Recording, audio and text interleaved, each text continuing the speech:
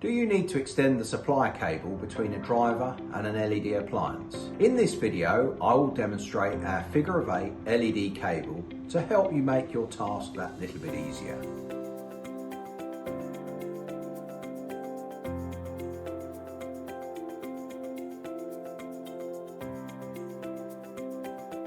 Hello, I'm Laurie Smith and I've been using this cable quite frequently over the last 5 to 6 years. So the features and benefits of this cable: it's polarised, that means there's one red strand and one black strand. Also, being figure of 8, it separates, so you can separate the two to make your connections. It can be soldered easily. We often solder it onto LED strip. You must not use this cable for 240 volt mains, it's only got single insulation. Other products we'd like to draw your attention to when using this product is heat shrink.